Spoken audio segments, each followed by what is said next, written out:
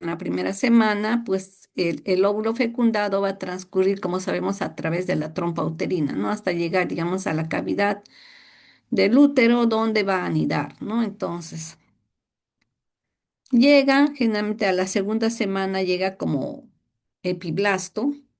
Entonces, este epiblasto, vamos a llega como blastocisto, este blastocisto va a anidar y poco a poco va a empezar a formar las diferentes partes, ¿no? Entonces acá tenemos vean el embrión, acá tenemos las células del epiblasto, estas chiquitas que están por acá abajo serían del hipoblasto. Entonces, en un inicio tenemos solamente epiblasto que va a formar el ectodermo, ¿no? Del cual se va a originar el sistema nervioso. Y tenemos el endodermo, ¿no? Va a formarse a partir del hipoblasto. Entonces, esta viene a ser la cavidad amniótica.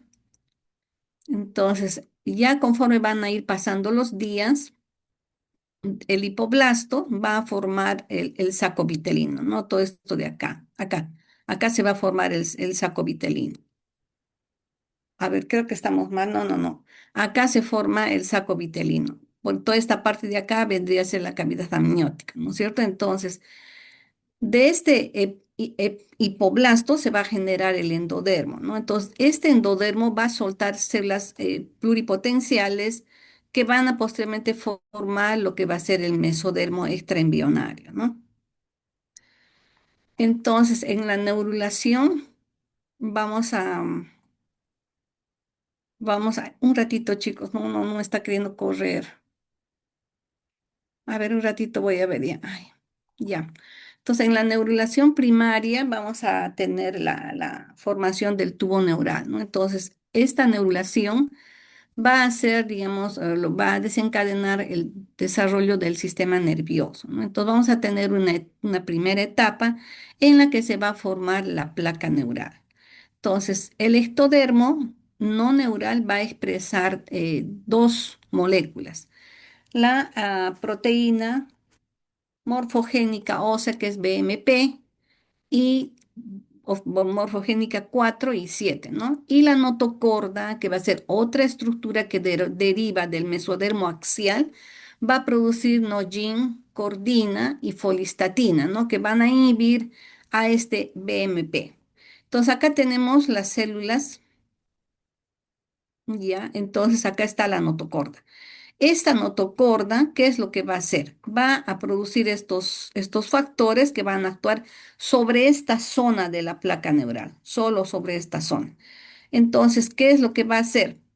Esta, estos dos factores van a hacer que, digamos, estas células empiecen a aumentar de tamaño, ¿no? Se van a engrosar. Entonces, por una parte, tenemos acá dos fronteras neurales, o sea, los sitios donde no llega, digamos, la acción de la notocorda, ¿no? A través, digamos, de esos factores. Entonces, estos sitios que son, digamos, lugares donde ya no llega, los llamamos fronteras neurales, ¿no? En ambos lados. Entonces, en estos lados, todavía esta proteína morfogénica ósea va a seguir teniendo acción, ¿no? Entonces, los bordes de la placa neural tienen concentraciones intermedias de BMP hasta, digamos, la frontera neural, como vemos acá, ¿no? Y van a formar el conducto neural, ¿no? Y las placodas ectodérmicas. En una segunda etapa vamos a tener que esta placa neural se va a alargar y va a sufrir un proceso de convergencia y extensión, es decir, esto se va a alargar, las células se van a multiplicar y vamos a tener una estructura un poco más alargada, ¿no?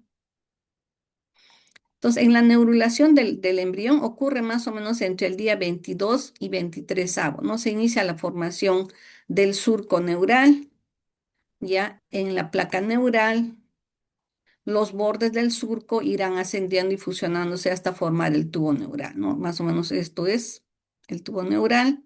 Acá tenemos la luz y estas partes laterales van a formar otras estructuras, ¿no? Entonces, estas otras estructuras van a constituir lo que es el sistema nervioso periférico, los ganglios raquídeos, los ganglios autonómicos. Acá de la placa neural se va a generar el encéfalo y la médula espinal, ¿no?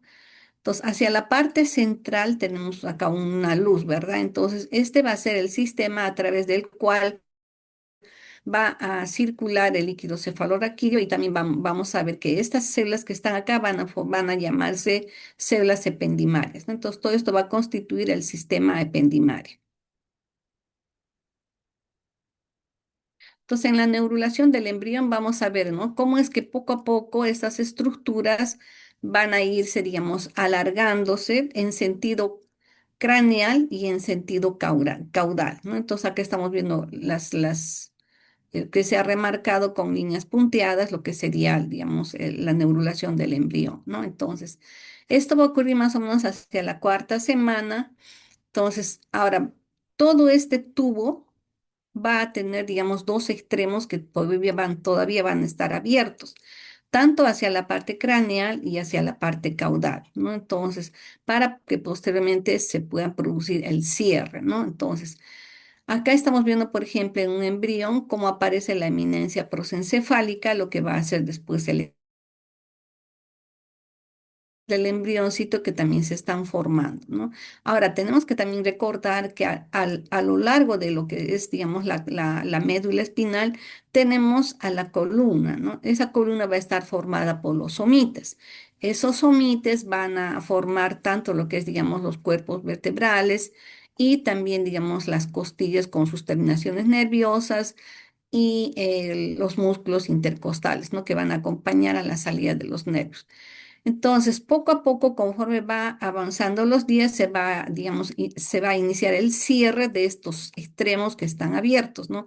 Tanto del neuroporo anterior como del neuroporo posterior, ¿no? Primero, generalmente es el neuroporo anterior hacia el día 25 y el neuroporo posterior más o menos unos 2 o 3 días después, ¿no?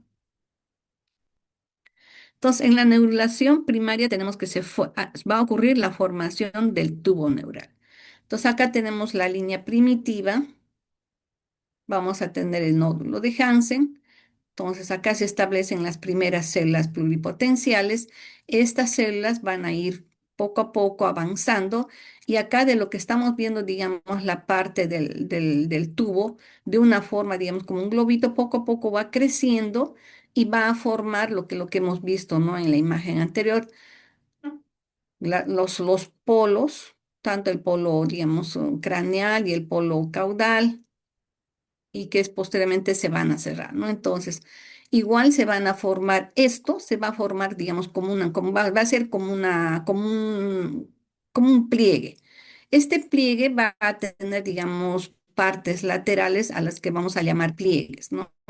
Entonces, estos pliegues van a ir creciendo para posteriormente juntarse y formar el tubo neural, ¿ya? Entonces, primero vamos a tener la formación de la placa neural y segundo vamos a ver que esta placa se alarga, ¿no? Entonces, en esta neurulación primaria tenemos en una tercera etapa la formación del surco, ¿no? Entonces, acá tenemos el surco neural, aparece, digamos, como una depresión en el embrión. Ah, ay, por acá más o menos se nota una depresión. Luego, posteriormente, estos extremos se van a plegar y van a formar los pliegues neurales, ¿no? Entonces, acá tenemos un pliegue, acá tenemos otro. El surco neural va a irse hacia la parte inferior y se va a llamar bisagra medial. Entonces, luego esto va a seguir dividiéndose. Acá tenemos la bisagra medial, vamos a tener estos pliegues neurales que ya no solamente, digamos, son dos, sino ya se forma otro pliegue neural más, ¿no? Entonces, vamos a tener acá una bisagra lateral. Entonces, esto que estamos viendo acá, poco a poco va a ir, digamos, aproximándose y vemos, por ejemplo, en los extremos de estos pliegues tenemos acá la cresta neural, ¿no? Aparece con un colorcito verde.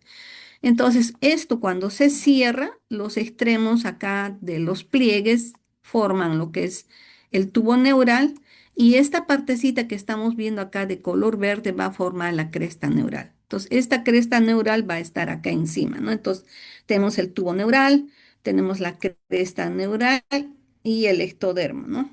Esta parte de acá. Entonces, estas estructuras tenemos que tenerlas bien presentes porque de acá es donde va a derivarse las otras estructuras del sistema nervioso central. Ahora, todo esto ya se sabe que en estudios que se han hecho en ratones y otros animales también, otros mamíferos, se ha visto que hay factores que son estimuladores y factores supresores, ¿no? Entonces, para que se dirija, digamos, de una manera ordenada, esta formación de los pliegues, la formación de las bisagras, tanto medial, lateral y después la aproximación de los pliegues para formar el tubo neural, ¿no? Y nos quede, digamos, de esta forma, ¿no? Que lo estamos viendo en un corte transversal. En una cuarta etapa, el tubo neural va a sufrir la acción de dos factores, ¿no? Del SNILE uno y 2, ¿no? Que anteriormente se les llamaba el SLUG, y esto va a hacer que se separe el tubo, ¿no? Esto va a hacer que el tubo quede a un lado, la cresta quede a un lado y el ectodermo hacia arriba. Entonces acá tenemos, ¿no? Ahora sabemos que la notocorda va a constituir el mesodermo axial, ¿no? Esta notocorda, digamos, va a formar, digamos, va a ser como un eje que va a guiar, digamos, la separación, ¿no? Digamos, a través de esos factores que produce BMP, va a hacer, digamos, que esta parte del ectodermo empiece a proliferar, ¿no? Entonces, vean como de lo que es una placa delgada, empieza, digamos, a proliferar, a elongarse. Entonces ya se van a formar, digamos, estos pliegues y luego vamos a tener ya la aproximación, ¿no? De estos pliegues. Vamos a tener ya la formación del tubo neural, como hemos visto en la imagen anterior. Encima vamos a tener a la cresta neural y luego vamos a tener el ectodermo, ¿no? Entonces, este ectodermo que está ya, digamos, acá azulito de color azul, va a generar lo que es la epidermis, ¿no? Entonces, sabemos que del ectodermo también se va a formar la epidermis. Entonces, el tubo va a quedar, digamos, de esta manera ya individual, ya no haber conexión con la cresta neural, sino estas tres estructuras están individuales, ¿no? Ahora, este cierre del tubo neural, de esto que hemos visto, va a producirse, digamos, hacia los dos extremos, ¿no? Tanto, digamos, el neuroporo rostral y el neuroporo caudal. Se cierra porque esto va, si no se cierra, va a producir después defectos y malformaciones congénitas, ¿no? Entonces, generalmente esto empieza, digamos, al del 21 al 23 día, ¿no? Entonces, vamos a ver que primero más o menos ocurre, digamos, el neuroporo anterior y posteriormente unos 2 o 3 días posteriores el neuroporo posterior. Entonces, ya tenemos el embrioncito de una forma que parece un tubito, ¿no? Ya, digamos, ya no es esa hoja que habíamos visto, sino que ya se ha formado como una especie de un tubo. Entonces, acá tenemos, vean, el pliegue neural, esos pliegues que habíamos visto. Acá tenemos los somitas que derivan del mesodermo y van a formar posteriormente todo lo que es la columna vertebral, las vértebras con sus arcos costales y las costillas, ¿no? Y acá estamos viendo hacia la parte, digamos, distal, el neuroporo, digamos, caudal, ¿no? Entonces, estos deben ir cerrándose, como habíamos visto, entre el día 22 a 25 y el inferior más o menos son 2 o 3 días posteriores. Ahora, esta neurulación, este cierre de este tubo neural, también se ha propuesto otra teoría, ¿no? Entonces, acá estamos viendo que no solamente es el cierre, digamos, de los neuroporos, sino acá se ha hecho estudios y se ha visto las diversas malformaciones que se da por, digamos, la falta del cierre del tubo, ¿no? Entonces, en esta otra teoría se hace mención a que hay 5 puntos de cierre, ¿no? Un punto de cierre viene a ser el dorsal, que va a ser, digamos, bidireccional, hacia arriba y hacia abajo. Luego vamos a tener el 2 que también es bidireccional, la parte cefálica. Luego vamos a tener la parte 3 que sería la parte facial, pero va a tener una dirección unidireccional ascendente. Luego vamos a tener el otro punto de cierre, que sería el occipital, que también es unidireccional. Y el quinto sería el lumbar, ¿no? Que también tiene es unidireccional hacia la parte, digamos, superior, ¿no? Ascendente. Entonces, en estos lugares se va a producir malformaciones, ¿no? Entonces, esto más que todo se ha hecho, digamos, para explicar las diversas patologías de las malformaciones congénitas que se dan por el mal cierre de este tubo, ¿no? Pues esos defectos del cierre del tubo neural es porque, digamos, en algún momento no se ha completado, digamos, el cierre adecuado. ¿Y qué es lo que vamos a ver, no? Una de las lesiones más frecuentes viene a ser la espina bífida, ¿no? Que debemos ya, digamos, ya tiene otra nomenclatura y al ser, digamos, falta del cierre a nivel torácico, ya va a ser, digamos, un disrafismo, ¿no? Eso significa que no se ha cerrado, ¿no? Entonces, también ustedes lo van a poder encontrar con esta literatura, ¿no? Entonces, vemos acá que los niños pueden hacer como un bulto o una formación, digamos, nodular hacia la parte, digamos, ya caudal, cercana, digamos, a los glúteos se va a formar esta zona tumoral en la que va a haber, digamos, diversas alteraciones, ¿no? Puede ser, digamos, una espina bífida oculta, en la que de repente el niño solamente muestra, digamos, algún cambio de coloración en la piel y a veces los papás tampoco no se dan cuenta, ¿no? Salvo que, digamos, haya ocurrido un roce, alguna compresión, entonces ahí se descubre esta espina bífida oculta, ¿no? Luego vamos a tener la otra forma que es, digamos, el meningocele, ¿no? Solamente salida de las meninges, ¿no? Tenemos acá la salida de las meninges que está cubierta por piel. Y tenemos otra modalidad en la que ya vamos a ver participación del tejido neural. Entonces ahí vamos a ver que es ya no, que ya es ahora un mielo meningocele, ¿no? Se tiene parte del tejido nervioso y también, digamos, las estructuras que están rodeando, digamos, a la médula que vendrían a ser las meninges, ¿ya? Acá tenemos acá, digamos, está mayor aumento. Vemos el formación ovoidea nodular, ¿no? En la zona, digamos, distal de la columna. Y lo que tenemos que ver es cuál es su contenido, ¿no? Ya los cirujanos, cuando los cirujanos pediatras, cuando ven este tipo de lesión, rápidamente operan al niño, ¿no? Ya sea, digamos, para cerrar este agujero y también, digamos, para evitar complicaciones posteriores, ¿no? Entonces se hace el cierre y el niño va, digamos, va a superar esta lesión. Ahora también vamos a tener otro tipo de alteraciones, ¿no? Podemos ver también una raquisquisis, que también se le llama mielosquisis, en la que es, digamos, se constituye la forma más severa del disrafismo espinal. Acá todo el tubo neural no se ha cerrado, ¿no? Como lo que estamos viendo, así se recibe en realidad a los óbitos fetales y podemos ver, por ejemplo, que todo esto está expuesto. Claro, esto debería ser detectado con una ecografía, ¿no? Digamos, ya tenemos el diagnóstico a temprana edad, pero a veces vemos este tipo, digamos, digamos, fetos que vienen a patología, ¿no? Y son generalmente mamás o pacientes que no han tenido un control prenatal, ¿no? No se han hecho sus exámenes antecedentes, porque si tienen un niño que ha nacido anteriormente con esta malformación, puede volver a repetirse. Entonces, es importante que tengamos en cuenta para hacer, digamos, el consejo genético y también, digamos, hacer el control perinatal, ¿no? Para evitar que los niños nazcan con esta falta del cierre de ría de todo el tubo neural, ¿no?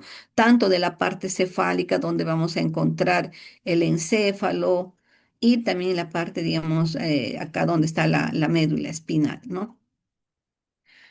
Ahora, vamos a ver también que en estos casos no se observa meninges, no hay vértebras ni piel, ¿no? Como lo que estamos viendo acá. En otros casos podemos observar también una craneomielosquisis.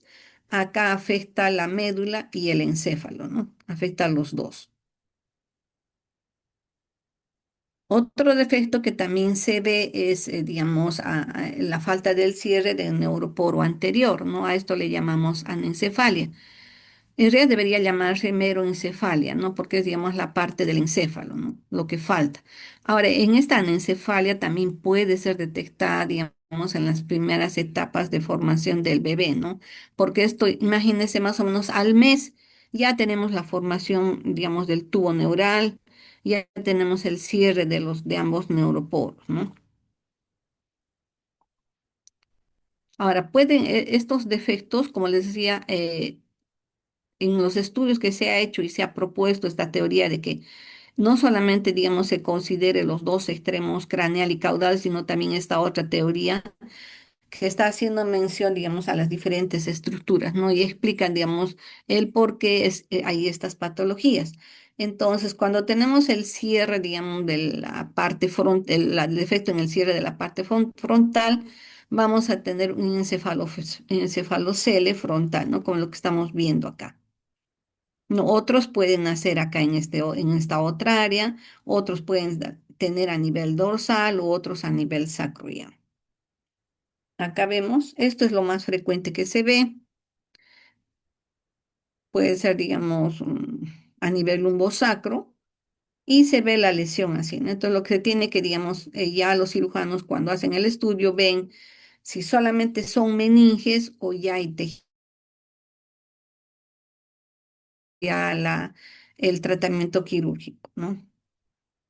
Entonces vamos a tener, vean ustedes, diferentes defectos del tubo, de cierre del tubo neural, ¿no? Conformación, vean estas lesiones, cómo aparecen, ¿no? Acá tienen la cara del niño, acá igual, y esta sería, digamos, otra parte, ¿no? En la que aparece, por ejemplo, una zona un poco pálida, ¿no? Entonces, esta zona un poco pálida, a veces los papás no se dan cuenta, ¿no? Pero debemos tener en cuenta, y esta sería, digamos, la espina bífida oculta, ¿no? Que está cubierta por piel, pero le falta, digamos, otras estructuras, ¿no? Ahora, en esta neurulación primaria, en el cierre del tubo neural, se ha visto, y ustedes también saben, ¿no? Que el ácido fólico es un factor importante, ¿no? Y es por eso también que a todas las mamás se les administra esta vitamina para evitar, digamos, posteriores lesiones, ¿no? Ahora, se dice también que ocurre una neurulación secundaria que, digamos, vendría a ser en los mamíferos, tiene poca importancia de un tubo neural caudal a S2, más o menos el cono medular, ¿no? Si se presenta un desarrollo importante, vamos a ver que esto se llama atavismo, ¿no? Entonces, este atavismo va a hacer que, digamos, esta parte distal crezca, lo que estamos viendo acá, empiece a crecer y se pueda, digamos, formar como una especie de una cola, ¿no? Entonces, acá tenemos estas células que están formando cordones medulares y se aproximan al tubo neural, ¿no? Entonces, acá tenemos una unión al tubo neural y si esto, digamos, continúa, es lo que vamos a llamar el atavismo, ¿no? Entonces, va a continuar y se va a acompañar también de otras estructuras que están acá adyacentes, ¿no? Ya sea, digamos, de piel, tejido celular subcutáneo y pueden aparecer como unos apéndices, ¿no? Entonces, este atavismo va a ser una persistencia de estructuras vestigiales, ¿no? Lo que también llamamos la persistencia de la cola primitiva. Acá, para que ustedes puedan ver, se dan este tipo de lesiones, vean. Y lo que, digamos, nosotros, lo que observamos al estudiar estas lesiones es piel con tejido conjuntivo. A veces se encuentra tejido nervioso, pero la mayoría sí, digamos, tiene, ¿no? O sea, tejido nervioso y tiene tejido conjuntivo y piel, ¿no? Entonces esto se retira y se hace también el cierre. Ahora, en esta parte, digamos, de los defectos de la neurulación secundaria, vamos a tener alteraciones a nivel, digamos, de los cuerpos vertebrales, ¿no? Entonces, lo que, por ejemplo, conocemos como que en el cuerpo vertebral que se ha formado, en lugar de que haya solo un agujero, vamos a tener dos agujeros, ¿no? Entonces, vamos a tener dos hemimédulas en un mismo saco dural. ¿no? Acá tenemos una y acá tenemos otra, ¿no? Y esto lo podemos ver, digamos, con los exámenes de ayuda diagnóstica, ¿no? La resonancia, la tomografía, se pueden, digamos, a determinar este tipo de lesiones. Otro también que se ha visto es la médula fijada. El cono medular anormalmente está abajo, ¿no? Empieza, digamos, a elongarse como lo que estamos viendo acá, y va, digamos, a tener un extremo distal, ¿no? Algunas veces se puede encontrar, digamos, incluso hasta partes de tejido óseo, ¿no? En esta médula fijada. Entonces, el desarrollo es lo que va a formar ya el sistema nervioso, ¿no? Lo que va a ser, digamos, la parte del encéfalo. Y ahí vamos a ver cómo es que se va a formar, digamos, las diferentes estructuras, ¿no? Entonces, este desarrollo es lo que vamos a llamar encefalización y constituye la formación de las vesículas encefálicas, ¿no? Vamos a tener en primer lugar el prosencéfalo, el mesencéfalo y el romboencéfalo. Entonces, estas vesículas cerebrales van a ser expansiones del tubo neural, ¿no? Acá tenemos el tubo neural, van a empezar a dilatarse, por eso las llamamos vesículas primarias, ¿no? Y esto va a ocurrir más o menos en la tercera semana del desarrollo gestacional. Parte del cerebro anterior, el mesencéfalo va a formar el cerebro medio y el romboencéfalo el cerebro posterior. Y así esta parte de acá tenemos la médula. Entonces, estas vesículas que se van a ir formando en el tubo neural también van a sufrir flexuras. O sea, esto va a ser, digamos, para que se pueda, digamos, formar tanto el encéfalo, el cerebelo, el bulbo, la protuberancia posteriormente, ¿no? Si vemos, digamos, en un inicio son solamente tres dilatación. Si un celular empiezan a multiplicarse las células y empieza, digamos, el proceso de elongación, ¿no? De acodamiento, ¿no? De flexuras. Entonces, estas flexuras van a permitir, digamos, delimitar, ¿no?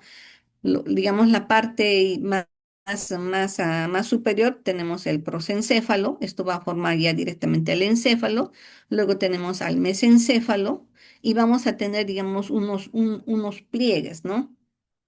Unas flexuras, acá tenemos una flexura cefálica, luego vamos a ver el romboencéfalo, que sería la otra parte, y vamos a ver acá la flexura cervical. Entonces, como ven ustedes, empieza, digamos, a elongarse y luego como que la cabecita empieza a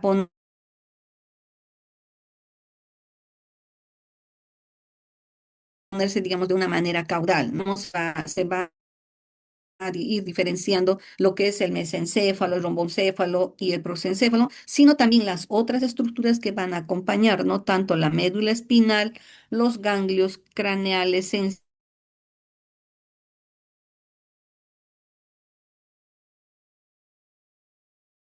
estructuras si son pequeñitas ya van a ir formando, ¿no?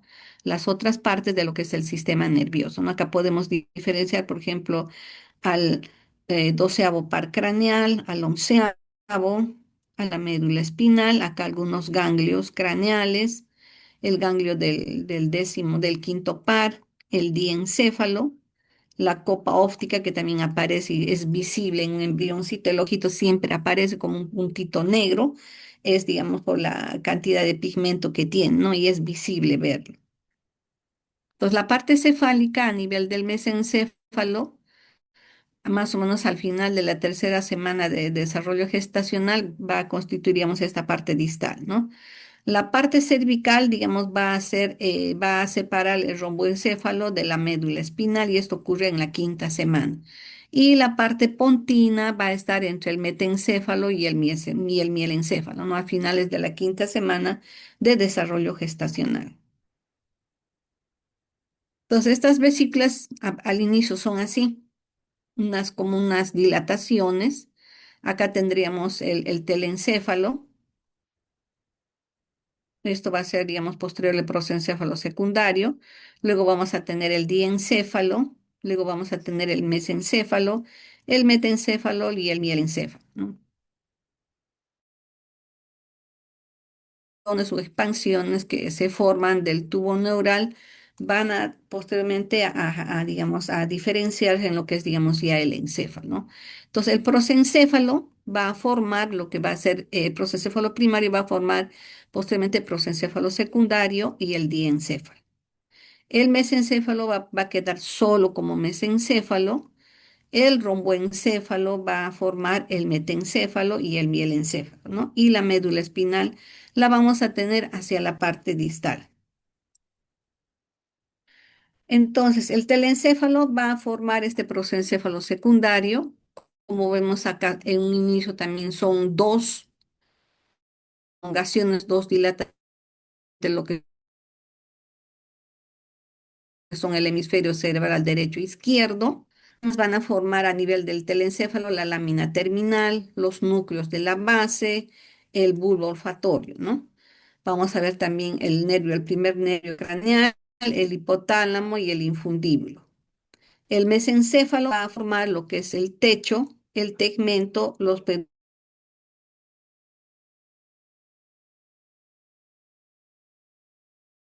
pedúnculos cerebrales. El encéfalo va a formar el bulbo raquídeo, la médula oblongada, que se llama, ¿no? Y doceavo.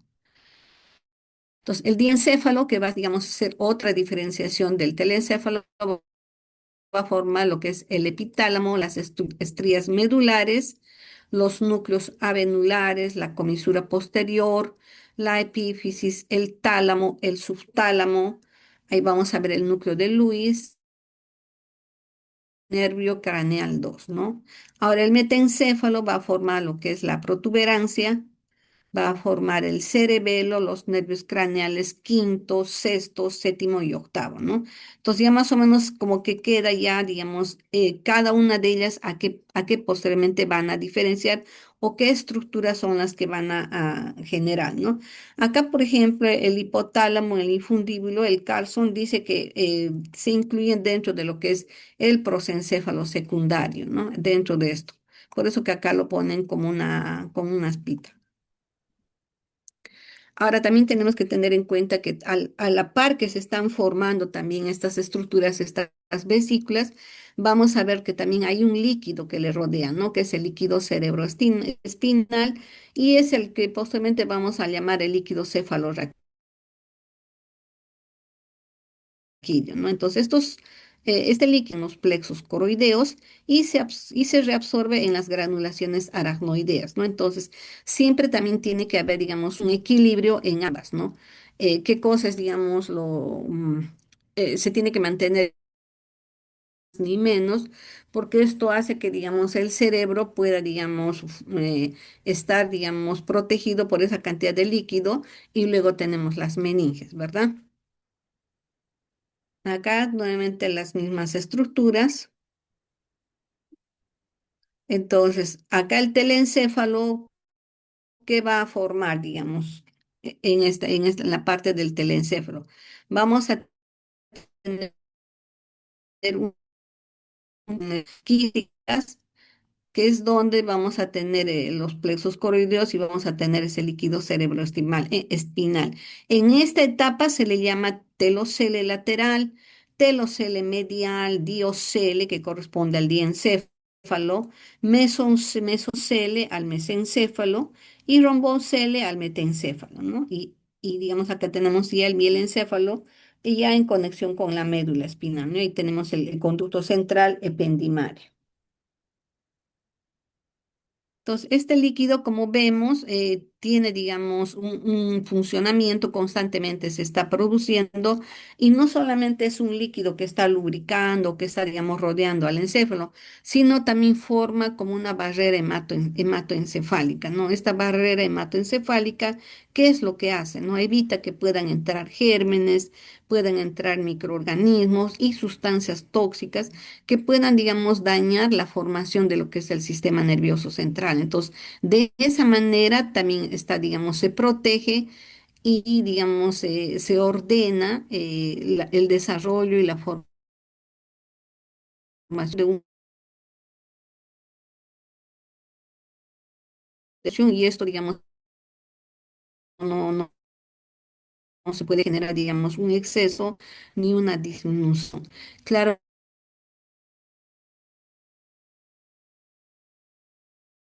que cuando un correlato patológico, ¿no? Entonces acá tenemos, por ejemplo, el telencéfalo, como habíamos visto, va a formar el prosencéfalo secundario y vamos a tener los ventrículos laterales, ¿no? El encéfalo va a formar el tercer ventrículo, el metencéfalo va a formar el céfalo, va a formar la médula y el conducto central ependimario, ¿no? Acá mismo vamos a tener orificios, vamos a ver el foramen interventricular o foramen de Monro, que va a permitir el paso del líquido cefalorraquídeo de los ventrículos laterales al tercer ventrículo. Luego vamos a ver el foramen lateral o foramen de Lusca. Vamos a ver el foramen medial o de Magendie, que permite también el paso del líquido cefalorraquídeo hacia el espacio subaracnoideo. Y luego vamos a ver los ventrículos terminales, los de Krauss, a nivel del cono medular, ¿no? Estos generalmente desaparecen en los primeros meses de vida. Entonces, cuando hay anormalidad líquido amniótico, la que se da con mayor, digamos, mayor frecuencias es la hidrocefalia. Esta hidrocefalia, como sabemos, va a ser la acumulación excesiva de líquido cerebroespinal craneal, ¿no? Que puede ocurrir por tumores, por infecciones o malformaciones.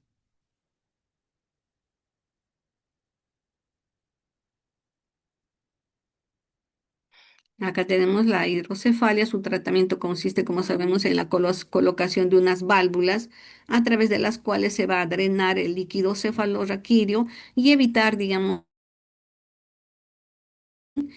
porque al aumentar de volumen lo que va a dañar es, digamos, el encéfalo, ¿no? Y todas las estructuras que tenemos en la cavidad craneana. Acá tenemos, esto por ejemplo, son, digamos, como les digo, no toda esta parte de la embriología, en realidad, ahorita ya se tiene, digamos, estudios moleculares, ¿no? Toda la parte, digamos, de la determinación de factores supresivos, factores estimuladores, que van a, digamos, hacer que todas estas estructuras se formen de una manera adecuada, ¿no? Acá tenemos un embrioncito, vean cómo se está iniciando, digamos, la expansión de la parte cefálica y está formándose, digamos, esos pliegues que van a formar posteriormente lo que es el prosencéfalo, diencéfalo, metencéfalo, ¿no? Entonces, estas estructuras, como habíamos visto, se alargan y ya, digamos, no es solamente las vesículas, ¿no? Sino empiezan a crecer, a aumentar la celularidad y posteriormente van a empezar, digamos, a separarse ya con los pliegues, ¿no? Entonces, en el esquemita tenemos así, ¿no? Este es un embrioncito, también es una foto, digamos, digamos, que se ha hecho un embriones, que se hace los estudios, y ahí de esa manera se puede determinar, ¿no? En esta imagen podemos ver, por ejemplo, a los somites, estamos viendo acá la médula, ¿no? Y acá las otras estructuras cerebrales, ¿no? Para cómo se produce, digamos, esta regulación molecular. ¿Qué es digamos, lo que hace que el prosencéfalo, el mesencéfalo y el romboencéfalo, digamos, empiecen a elongarse, empieza la proliferación celular y la diferenciación de cada uno de ellos, ¿no? Entonces, acá en este cuadrito les hago mención, digamos, a varios factores, ¿no? Acá tenemos, por ejemplo, la notocorda.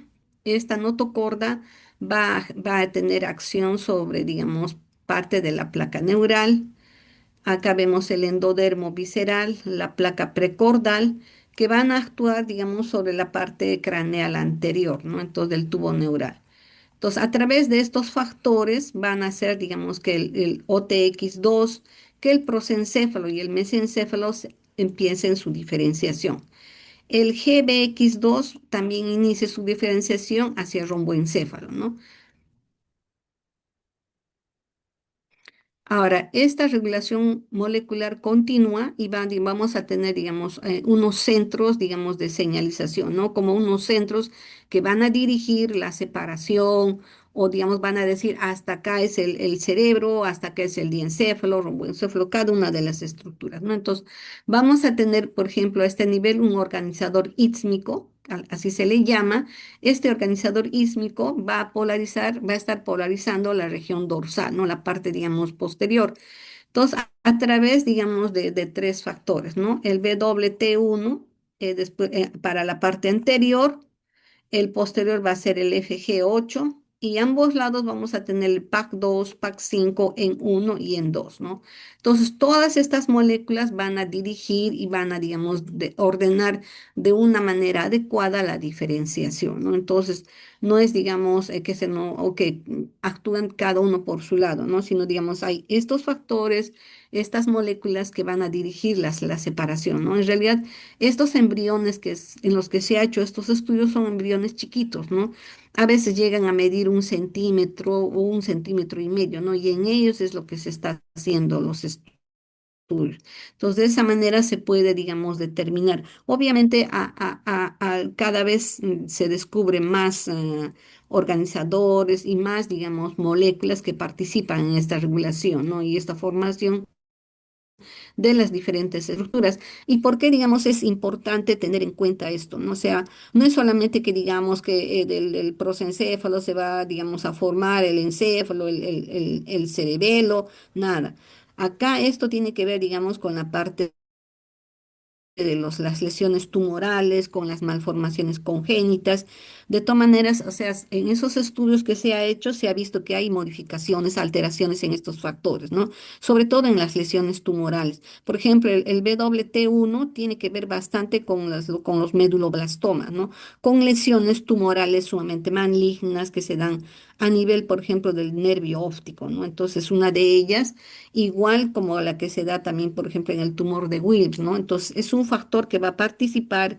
Como sabemos, el tumor de Wilms es un tumor, digamos, que va a tener tres componentes, ¿no? Una parte epitelial, va a tener una parte del mesodermo y también va a tener, digamos, células primitivas, ¿no? Entonces, vean cómo este, digamos, un solo factor puede, digamos, participar en diferentes partes de nuestro organismo, ¿no? Entonces, por ahí es, digamos, la importancia de estos factores, ¿no? Yo sé que, digamos, esta partecita es bastante pesada. Felizmente, esta parte de acá he tenido el apoyo de un amigo de México, que es el que prácticamente me ha pasado su PPT. Y bueno, he podido repasar y buscar un tanto la literatura, ¿no? Más o menos para poder entender, porque yo lo tenía planteado de otra forma, ¿no? Entonces, estas cosas, como les digo, son importantes. Siempre preguntan y cuando se hacen los marcadores tumorales en las lesiones neoplásicas, se pide, digamos, estudios de inmunistoquímica, ¿no? Entonces, por ejemplo, para el sistema nervioso central, ¿qué marcadores vas a pedir? Entonces, ahí está y la trascendencia de estas moléculas, ¿no? De saber, por ejemplo, el PAC2, el PAC5, a esto obviamente ya, digamos, se ha hecho otros estudios y se ve, digamos, cuáles pintan mejor y cuáles están relacionadas al tumor, ¿no? Pero todo parte, digamos, de estas moléculas, que en realidad son importantes, ¿no? Ahora, el otro organizador que vemos es el organizador cefálico. Este va a derivar del endodermo visceral más la placa precordal, ¿no? Para el prosencéfalo.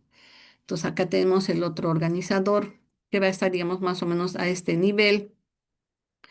Y vamos a ver también que la notocorda va a ser como, digamos, una estructura que va a tener influencia, como habíamos visto a nivel, digamos,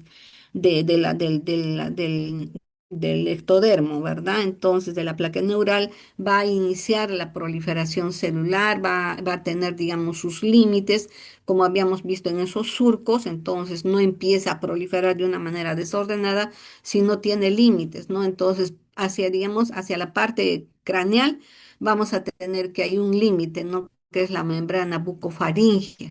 Y hacia la parte distal vamos a tener la cloaca.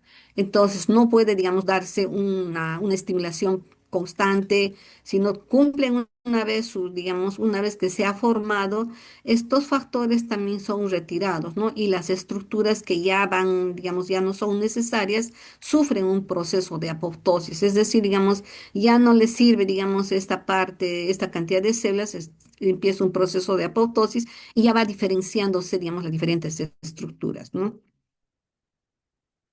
Acá tenemos, vean cómo empieza, digamos, acá tenemos el telencéfalo, acá tenemos el diencéfalo y el mesencéfalo. No vean cómo poco a poco empiezan, digamos, a proliferar las células en en esta parte del neural para poderse diferenciar lo que posiblemente vamos a tener en el encéfalo con los dos hemisferios cerebrales, ¿no? Entonces acá tenemos la zona limitante que habíamos visto que era como un estrechamiento que dirigía, ¿no? Ahora tenemos acá en esta parte inferior a la notocorda, ¿no? La notocorda, como sabemos, es el mesodermo axial. Este mesodermo axial va, digamos, va a ser como un cuidante, como un vigilante, porque también produce factores estimuladores, como habíamos visto, ¿no?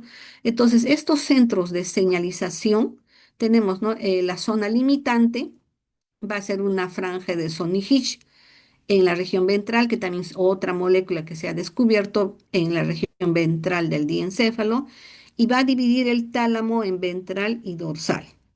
Luego vamos a ver que la cresta neural también tiene un organizador del telencéfalo, ¿no? Y va a expresar también esta Sony Hitch y factor estimulación también, el FG8, que es un factor generador de los fibroblastos que también va a dirigir, ¿no? Entonces, estos van a inducir la expresión del FOXG1, que va a ser un marcador telencefálico. Entonces, estos marcadores que ustedes están viendo acá son los que van a después, posteriormente, constituir, digamos, como los marcadores no solo tumorales, sino, digamos, la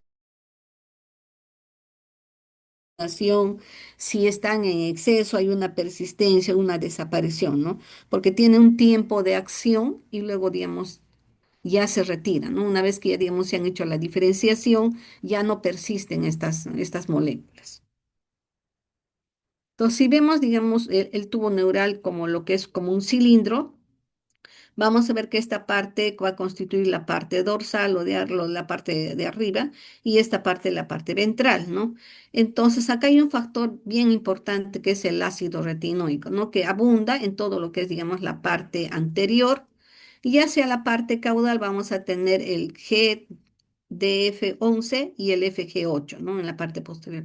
Entonces, el equilibrio entre todas estas moléculas va a hacer que, digamos, se desarrolle de una manera ordenada tanto las estructuras del telencéfalo, ¿no? Ahí tenemos lo que es, digamos, los hemisferios cerebrales, tenemos, digamos, el orden y la separación de lo que es, digamos, la sustancia gris, la sustancia blanca, la formación de los ventrículos, el diencéfalo, el tálamo, entre otros, ¿no?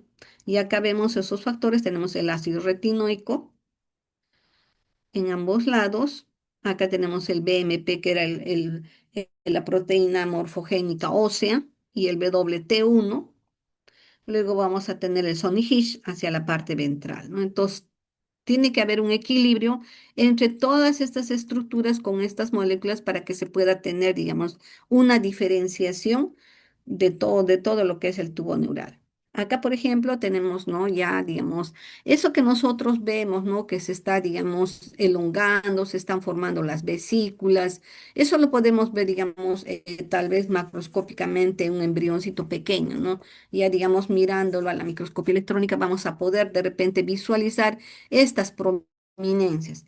Pero ya en los estudios moleculares y en los estudios que se hacen de microscopía electrónica, ustedes saben que el microscopio lee los cortes que se hacen, ¿no? Entonces en esos embrioncitos se hace cortes a diferentes niveles y se ve, digamos, cómo está yendo la separación, la segmentación de cada una de las estructuras del sistema nervioso central, ¿no? Entonces, lo grande que vemos también ocurre, digamos, a nivel más pequeñito, ¿no? Incluso con el microscopio óptico no podemos verlo. El microscopio óptico nos va a permitir solamente ver, digamos, células progenitoras indiferenciadas, células pequeñitas que parecen, digamos, unas pepitas, porque así se ven, ¿no? Pero no vamos a poder determinar mayor, digamos, mayor diferencia. Ya para, digamos, estudiar esta segmentación más fina de lo que es el sistema nervioso central, se hace estudios de microscopía electrónica. Entonces, estos estudios, como les digo, se hace cortes de embrioncitos de 1,5 centímetros, y eso será, digamos, con ayuda ya, digamos, incluso de la ecografía o de la resonancia que también se ve en estas estructuras, poco a poco se va diferenciando y vamos viendo, por ejemplo, cuál es el prosencéfalo, el mesencéfalo, el diencéfalo, ¿no? Entonces de ahí se hacen los cortes y esto permite, digamos, en el microscopio electrónico tomar fotos y esa foto podemos interpretar, ¿no? Ver qué es lo que está sucediendo. Entonces, esto se llama segmentación fina, ¿no? O sea, lo que es, digamos, ya la separación de células más pequeñitas del sistema nervioso central, y a esto le llamamos los neurómeros. Entonces, en el prosencéfalo vamos a tener los prosómeros, que van a estar, digamos, de la parte desde P1 hasta P3, ¿no? Entonces, acá estamos viendo en la parte posterior,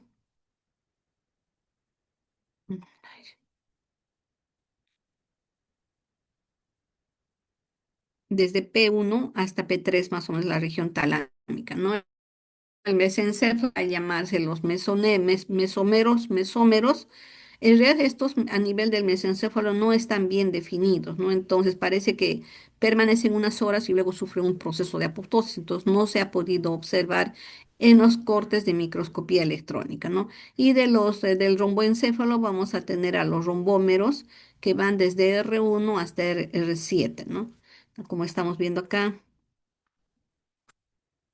en este embrioncito, R1, R2, R3, ¿no? Y la médula espinal va a llamarse los mielómeros, ¿no? Las estructuras más pequeñitas. Acá, por ejemplo, estamos viendo cómo es que, digamos, el tubo neural todavía no se ha cerrado, ¿no? Y poco a poco se va a ir aproximando, ¿no? Para completar su cierre. Entonces, esta neurodiferenciación tiene, digamos, lugar en base a la posición de los núcleos y a las etapas del ciclo celular, ¿no? Se dice, por ejemplo, que las células que están, digamos, más hacia la periferia, van a sufrir, digamos, acción de diferentes moléculas y van a iniciar su división, ¿no? Entonces, eso todavía no está, digamos, así claro y bien definido, por eso todavía no lo he puesto, ¿no? Entonces, el neuroepitelio del tubo neural va a tener una celularidad pseudoestratificada, ¿no? ¿Qué es lo que estamos viendo acá? Estas pequeñas áreas amarillitas redondeadas vienen a ser células, ¿no? Entonces, vamos a ver que una célula primitiva, que está otra y otra, ¿no? Entonces se acomodan. Todo esto es el tubo neural. Entonces, esto es lo que nosotros vemos cuando se hace un corte histológico. Vemos estas células, más no tenemos, digamos, opción de ver, digamos, diferenciación, ¿no? Tendríamos pues que agarrar diferentes embriones en diferentes etapas para ir viendo, ¿no? Pero hasta donde tenemos y mandamos, cuando tenemos, por ejemplo, restos placentarios y que vienen con un embrión, enviamos, pero no nos ayuda mucho, ¿no? Uno, porque digamos, el embrioncito murió y desde el momento digamos, ha tenido el fallecimiento del embrión hasta que lo colocan en formol digamos, la mamá va a que le hagan una limpieza quirúrgica, pasan horas, ¿no? Entonces, algunas veces, como está mezclada con los coágulos hemáticos, no se ve. Son estructuras bien pequeñitas, ¿no? Y lo que nosotros, digamos, buscamos es el ojito. El ojito es el que nos ayuda, digamos, a podernos guiar que es un embrión. Entonces, cuando nos llegan los restos placentarios a patología o los restos endouterinos, siempre tratamos de buscar con sumo cuidado. De repente por ahí encontramos un embrioncito, ¿no? A ver, digamos, si podemos poder diferenciar las diferentes estructuras. Entonces, si en el corte que hacemos solamente vemos estas celulitas, ¿no? Células en realidad son indiferenciadas. No todas son casi parecidas, son células neuroepiteliales. Algunas, como les digo, están en diferentes etapas de mitosis y están dividiéndose, ¿no? Como vemos acá, la notocorda está dirigiendo prácticamente la diferenciación del tubo. Entonces, el neuroepitelio del tubo neural es un epitelio pseudoestratificado, no tiene a diferentes hileras. Los núcleos cambian de fase en el ciclo celular dependiendo de su posición. Ahora, en la neurohistogénesis, ¿qué es lo que vamos a ver? ¿No? Tenemos una célula madre progenitora. Esta célula madre progenitora va a generar las células de la glía. Estas células de la glía también van a generar precursores de astrocitos. Y vean ustedes, siempre hay estos factores, estas moléculas que guían, digamos, la diferenciación hacia otra célula, ¿no? Entonces acá tenemos un oligodendrocito Tenemos un astrocito, como ustedes pueden ver, son diferentes. En realidad, cuando vemos en el tejido nervioso, todo lo que es, digamos, glía se ve, son células redonditas, ¿no? Y a veces es difícil, digamos, poderlas diferenciar de otras estructuras, ¿no? Entonces, la glía generalmente son células pequeñas, ¿no? Luego vamos a ver que también se va a generar otras células. A partir de esta célula madre progenitora, célula pluripotencial, como la llamen, van a generar otras células, ¿no? Vamos a tener una diferenciación directa que va a formar el neuroblasto uno, luego va a formarse el neuroblasto 2, como estamos viendo acá, a través de una célula precursora intermedia, ¿ya? Un ratito, chicos, por favor.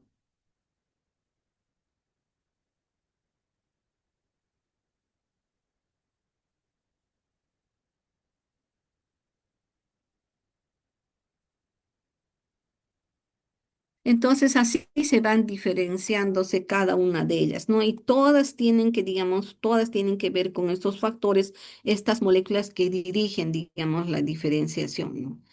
Entonces vamos a tener a veces una célula precursora intermediaria, a veces es difícil diferenciar, ¿no? Una célula progenitora de una célula precursora intermedia. Entonces, para eso nos sirven también esos factores moleculares que habíamos visto, ¿no? Entonces, para poder decir, esta es una célula precursora intermedia, porque no siempre la vamos a ver así bien delimitada, porque conforme van avanzando las horas también cambian de forma, entonces es un poco difícil de poderlas, digamos, decir, esta es porque no se mantiene en esa forma, se va diferenciando en lo que van a ser las neuronas, ¿no? Entonces, todo este proceso se llama un proceso de neurogénesis, ¿no? Donde se van a formar las diferentes líneas celulares, ¿no? Todo lo que corresponde, digamos, a las neuronas en las diferentes capas a nivel de la corteza y también vamos a tener a las otras células que constituyen la glía, ¿no? Vamos a ver también que en diferentes partes existen otras células, ¿no? Como los oligodendrocitos, las células ependimarias, las células que están rodeando a los ventrículos. Entonces, vemos acá cómo, digamos, a partir de esta célula pluripotencial que vemos acá, chispas, ay, esta de acá que es más o menos fusiforme, alargada, cómo se va a ir diferenciando, ¿no? Por ejemplo, en un inicio va a ser, digamos, una célula apolar, luego va a tener, digamos, dos extremos y la vamos a llamar célula bipolar, luego va a quedar como una célula unipolar y va a constituir lo que es la sustancia de Nils. Luego vamos a ver una neurona multipolar, una neurona ya madura, ¿no? Entonces, de esa manera se van a ir diferenciando cada una de las líneas celulares en el cerebro, ¿no? Entonces, hasta que ya, digamos, vamos a tener ya, digamos, la diferenciación cuando el niño nace, ¿no? Ahora, no tenemos, por ejemplo, hace años ya necropsias, ¿no? Entonces, de bebés. Esto ha bajado bastante, es, digamos, una disminución bien sustancial. Como ahora hay exámenes de ayuda diagnóstica, prácticamente ya, digamos, ya no piden una necrosis, ¿no? Entonces, por una parte también en esto nos bloquea para poder, digamos, encontrar y ver la diferenciación, ¿no? Porque digamos si es un óbito fetal, digamos, a término, ya vamos a ver, digamos, a las neuronas ya formadas, ¿no? Pero si no tenemos esa opción de ver, tampoco saca muestras, ¿no? No sé si en el Hospital de Niños de San Borja o en el Hospital de Niños de la Brasil sigan haciendo necropsias, ¿no? Hasta donde yo sé, eso ha bajado en todos los hospitales y ya no tenemos opción de tener tejidos. Todo lo que nos llega son solamente muestras de biopsias esterotáxicas o lesiones tumorales, ¿no? Entonces, cuando tenemos las lesiones tumorales, uno empieza, digamos, a ver y lo que tenemos que hacer es buscar estas moléculas, ver qué factores, digamos, qué estudios de inmunistoquímica vamos a realizar para poderle dar nombre y apellido a la lesión tumoral, ¿no? Porque llega un momento en que cuanto más agresiva es la neoplasia, se va a ver células indiferenciadas, ¿no? Y las células indiferenciadas las vemos así, alargadas. Por ejemplo, en el neuroblastoma se ven así, ¿no? Son células alargadas, fusiformes, que para decir, digamos, es de estirpe neural, tenemos que pedirle inmunistoquímica. Entonces eso ya lo pinta y podemos, digamos, hacer una diferenciación. Entonces en esa parte estamos un tanto bloqueadas, ¿no? No tenemos, digamos, ya esa facilidad de tener muestras y poder, digamos, hacer más estudios, tener más cortes, ¿no? Entonces, en el desarrollo vamos a ver del sistema nervioso, también tenemos que tener en cuenta que hay factores que pueden, digamos, alterar este desarrollo, ¿no? Por ejemplo, la radiación, la hipertermia, por eso se dice, ¿no? Que las mamás tengan un control y hay que siempre estar, digamos, pendientes de que no tengan procesos infecciosos. Hay que hacer estudios genéticos cuando haya, digamos, un antecedente de un óbito o algún, digamos, niño que ha nacido ya muerto, ¿no? Un óbito fetal y determinar cuál es, digamos, la causa, ¿no? Dentro de las infecciones, por ejemplo, vemos virus y dentro de los virus ahí tenemos al citomegalovirus, también se ve, digamos, al Treponema pallidum en la sífilis, ¿no? Incluso hasta la tuberculosis también puede afectar el desarrollo, digamos, la formación embrionaria del sistema nervioso, ¿no? Entonces, todo esto tenemos que tenerlo en cuenta, digamos, para hacer, digamos, el consejo genético, ¿no? Y ya, digamos, cuando el niño nace, como sabemos, el niño no nace ya con un cerebro ya completamente mielinizado, ¿no? Sabemos que esta etapa hasta los 2 años es importante, ¿no? Que el niño tenga, digamos, no solamente la alimentación adecuada, sino los cuidados necesarios para lograr, digamos, una mielinización cerebral adecuada, ¿no? Debemos evitar cuadros de desnutrición o, digamos, otras patologías, ¿no? Que nos ayuden, digamos, o que hagan que estas lesiones que los niños tengan retraso en el desarrollo, ¿no? Niños desnutridos generalmente son niños que tienen retraso en el desarrollo del sistema nervioso central, ¿no? En realidad, todo el sistema completa su diferenciación y su formación más o menos a los 5 años, ¿no? Los 2 primeros años son básicamente eh, muy importantes, ¿no? Son básicos en los que los niños tienen que tener cuidado. Entonces, como les decía, ¿no? Todo empieza, digamos, de una célula. Digamos, progenitora. Esa célula progenitora va a diferenciar, por ejemplo, lo que es un glioblasto. Este glioblasto a su vez va a generar un oligodendrocito que es casi parecido a una neurona. También una célula mesenquimatosa también puede generar un oligodendrocito. Entonces tenemos que saber, como habíamos visto, ¿no? Que en el mesodermo también se generan células embrionarias. Entonces, el mesodermo también en un área puede generar estas células mesenquimatosas que posteriormente se van a diferenciar a oligodendrocitos y a microglía, ¿no? Entonces, eso también está ahora en estudio y es, digamos, una de las teorías que se está bastante, digamos, en investigación, porque esto va a ayudar, digamos, a encontrar, digamos, posteriormente, digamos, cómo se pueden generar a partir, digamos, de células mesenquimatosas estos otros elementos, ¿no? No solamente pensar que es, digamos, de una célula nerviosa, sino también de una célula mesenquimatosa, ¿no? Igual las otras células, los astrocitos que también vienen a ser como una especie de guardianes de lo que es, digamos, las neuronas y acá tenemos a la neurona, ¿no? Como ustedes pueden ver, son casi parecidas y prácticamente están bastante entrelazadas, ¿no? Ya, digamos, en estudios también que se ha hecho ahora digamos, para ver, digamos, la comunicación que hay entre glía, astrocito con las neuronas, se ha visto que las conexiones son múltiples, no solamente, digamos, lo que veíamos, ¿no? Donde termina, digamos, la parte, digamos, de la vesícula que está en conexión, digamos, con hay, digamos, la unión donde se generan esas vesículas, los aminos, los neurotransmisores que van a, digamos, permitir la transmisión del impulso nervioso, ¿no? Sino también vemos que se pueden generar otro tipo de uniones, ¿no? Y se ha visto, y esto porque es, digamos, se está haciendo estudios porque hay casos clínicos en los que hay sección de médula y en estos pacientes que tienen sección de médula, sabemos que prácticamente si la sección ha sido total, el paciente queda prácticamente paralítico, ¿no? Pero todos esos estudios que se está haciendo es, digamos, a través, digamos, de estas células mesenquimatosas, ¿no? A través, digamos, de ellas, si se pueden generar otras células, en algunos estudios, por ejemplo, incluso ya se ha visto que hay ya formación de neuronas, entonces esto está, digamos, en cierta manera alentando a que se hagan cultivos celulares para llegar, digamos, a la cura de este tipo de pacientes, ¿no? Ya no verlos postrados, que no puedan caminar. Y así igualito se van a ir generando las diferentes líneas celulares, ¿no? Las células ependimarias son células cilíndricas que están rodeando la parte central del canal medular y a través de la cual también circula el líquido cefalorraquídeo, ¿no? Ahora, la médula espinal también va a tener sus capas, igual, ¿no? Como que lo que se ve, digamos, a nivel del cerebro.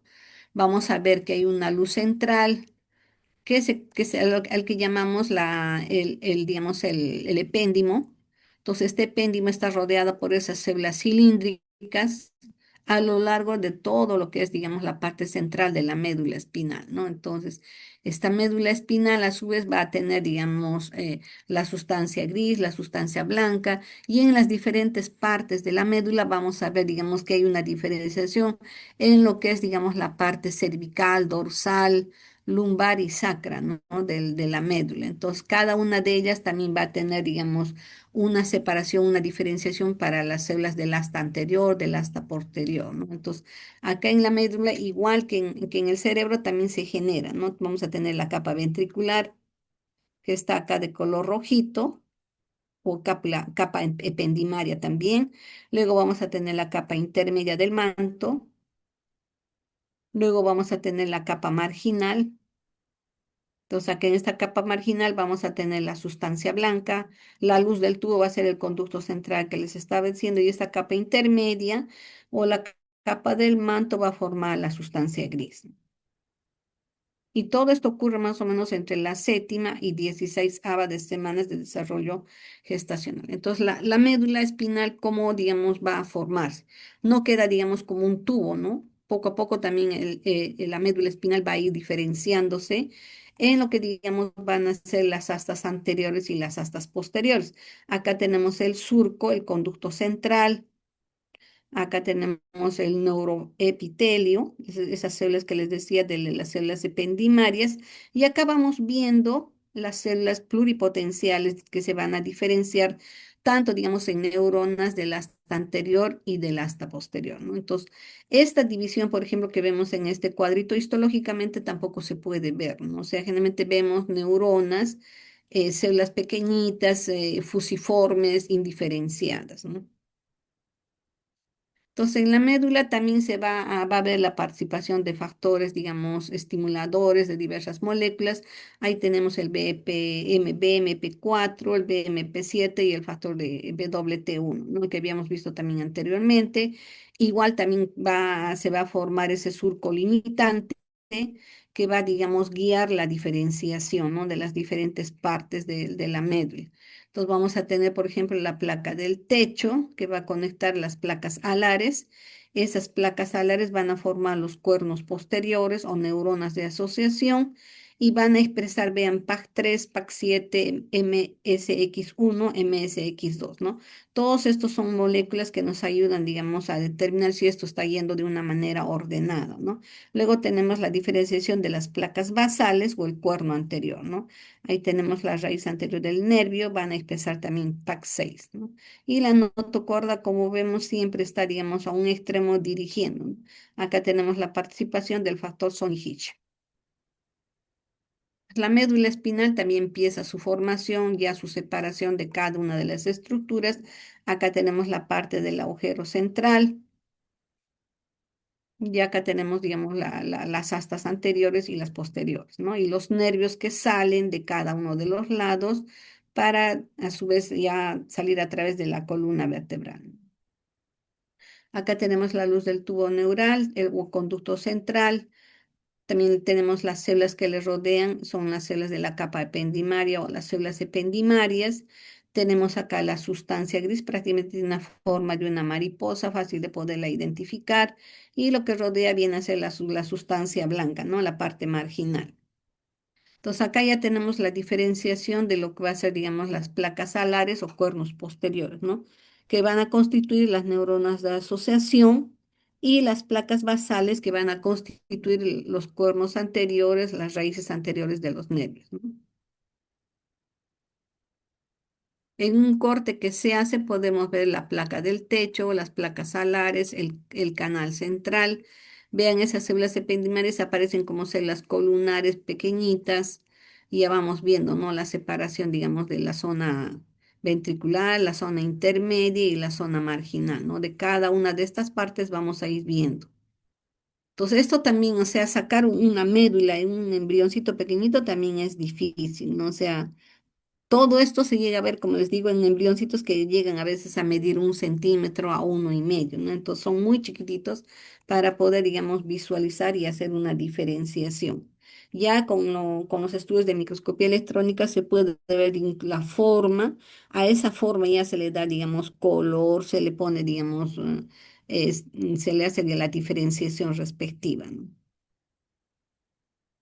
Vean, así se ve en corte histológico, ¿no? Acá tenemos la parte del el cuerpo vertebral, como todavía no se ha formado bien, y acá tenemos la parte de la médula, ¿no? Como ustedes pueden ver, a este aumento se observa solamente unos puntitos moraditos, ¿no?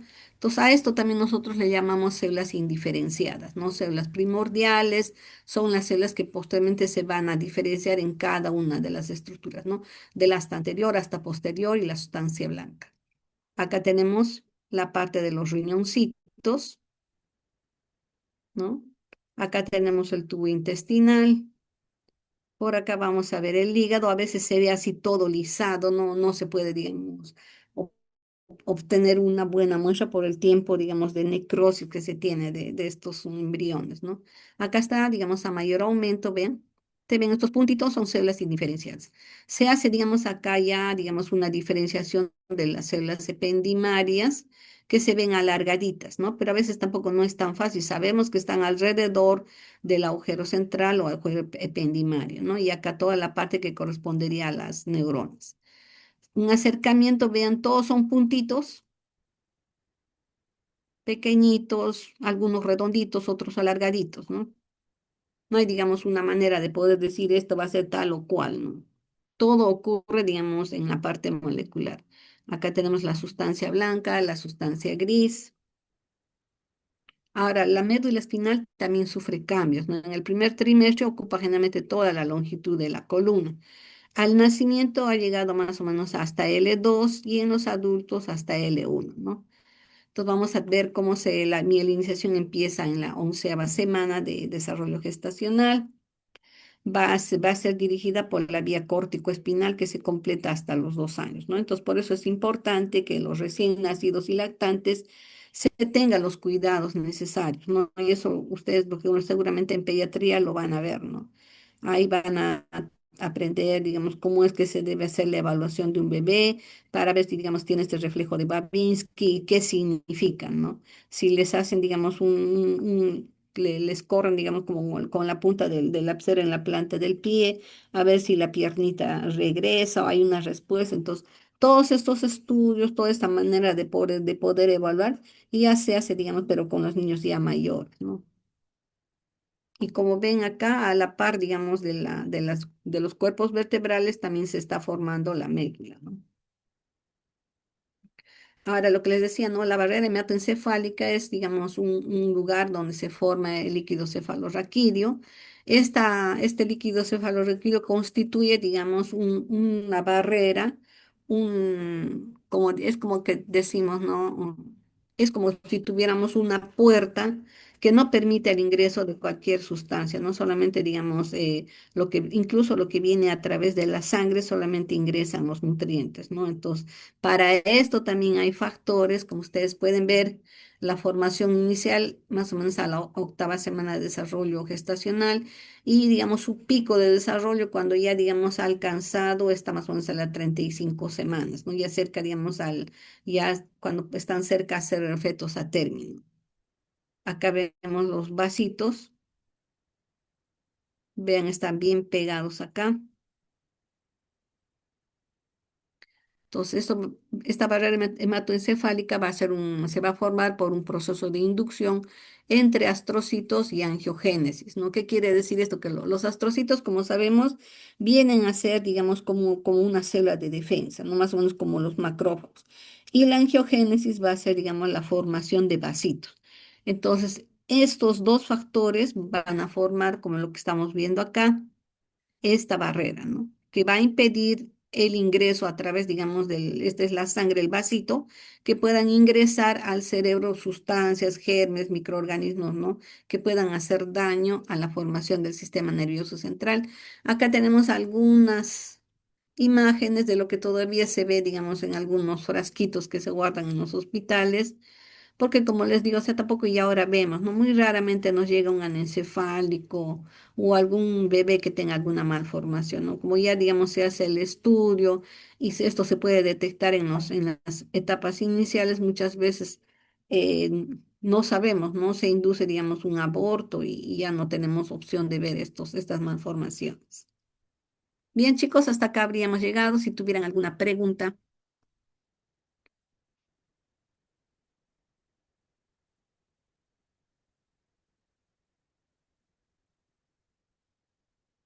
ahorita les paso el PPT, unos segunditos nada más.